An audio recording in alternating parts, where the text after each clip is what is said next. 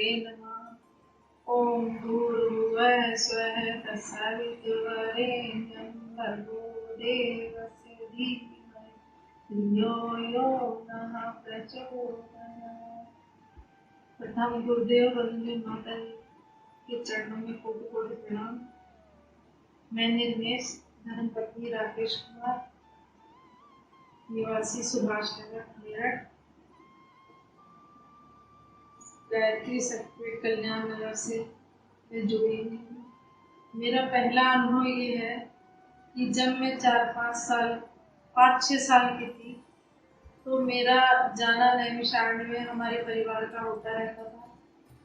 वहाँ पर गायत्री यज्ञ हुआ, जहाँ मुझे गुरुदेव वंदनीय माता जी का प्रथम बार दर्शन हुआ। और उसके बाद मैंने वहाँ पर यज्ञशाला में परिक्रमा की, अच्छे से दर्शन किया। उसके बाद कुछ समय बाद जब मैं बड़ी हुई, उसके बाद मेरी शादी हुई। शायद गुरुदेव की इच्छा थी कि मैं ऐसे घर में जाऊं। मैं यहाँ आई तो यहाँ आकर देखा कि मुझे वही वातावरण मिला। मेरे ससुर जी जो कल्याण नगर शक्तिपीठ के जो संस्थापक हैं, उसमें उनका बहुत बड़ा योगदान रहा। उन्होंने वहाँ सारे कार्यक्रम किए, जाप अनुष्ठान, सारी सेवाएं, पूजा, हर गायत्री लिखना। उन्होंने गुरुदेव से की दीक्षा ली थी और वो गायत्री का लेखन भी करते थे, अनुष्ठान भी करते थे, जाप भी करते थे, बाकी कार्यक्रमों में भी हिस्सा लेते थे।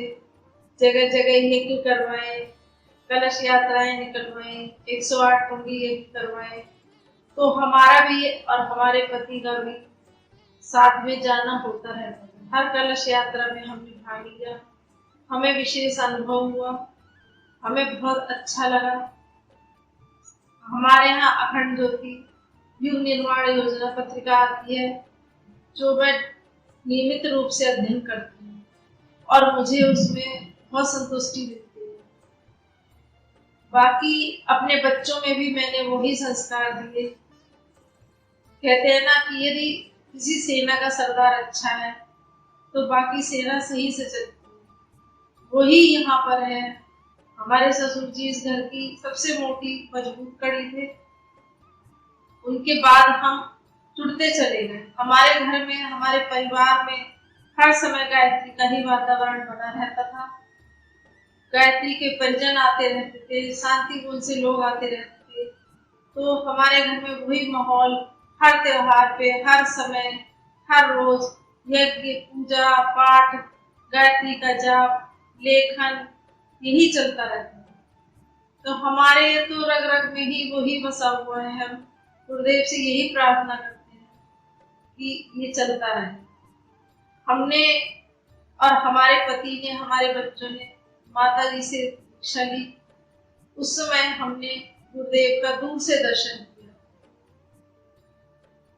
वो हमारा दर्शन दूसरी बार था। पहली बार हमने नैमिषारण्य में दर्शन किया, तब हम छोटे थे। उसके बाद हमने फिर सतत अपने ध्यान को, पूजा को, लेखन को, हमारे पति मंत्र लेखन करते रहते हैं।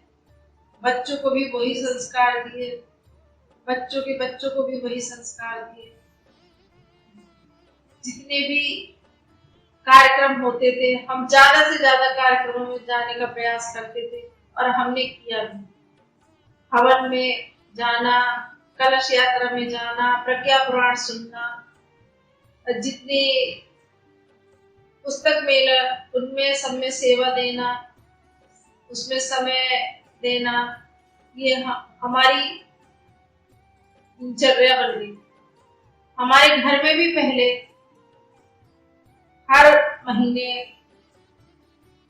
कीर्तन होता था और जिसमें कि सभी लोगों को भजन के अलावा अखंड ज्योति पढ़कर सुनाई जाती है, जिससे लोगों के विचार बदले, मन में जो भी वो है तो दूर हो, विचार बदलेंगे, सब कुछ बदलेगा। यही हमारा गुरुदेव का कहना है कि विचारों को बदलो, विचार बदलेंगे तो सब कुछ बदल जाएगा। लेकिन हमारे जीवन में एक समय ऐसा आया कि बड़े बेटे के जाने के बाद हम टूट से गए थे। उसके बाद जब हम शांति को गए तो वहां जाकर हमें ऐसा लगा कि गुरुदेव कह रहे हैं कि नहीं, टूट कर बिखरना नहीं है, तुम्हें तो जुड़कर निखरना है। फिर हमारे मन में एक नई ऊर्जा भरी और हम दोबारा से उठकर खड़े हुए और दोबारा से हमने गुरुदेव के चरणों में अपना फिर से क्षमा प्रार्थना की और दोबारा से हम उन्हीं कामों में लगते हैं कि नहीं, हमें यही करना है, यही हमारा जीवन है, इसी में ही हम अपना समय लगाएंगे। यही हमने बच्चों को संस्कार दिए। हम ये चाहते हैं जो ये हमारे ससुर जी ने कड़ी जोड़ी है वो हमेशा निरंतर बढ़ती रहे, चलती रहे, जुड़ती रहे, हमेशा बढ़ती रहे, कभी कम ना हो।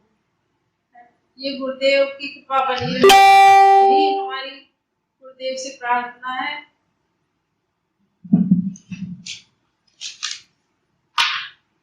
बस यही कहना चाहूंगी कि ये हमारा जो मिशन है, हमारा सहयोग बहुत छोटा है, लेकिन हम उसमें लगे रहे, आखिरी सांस तक लगे रहे।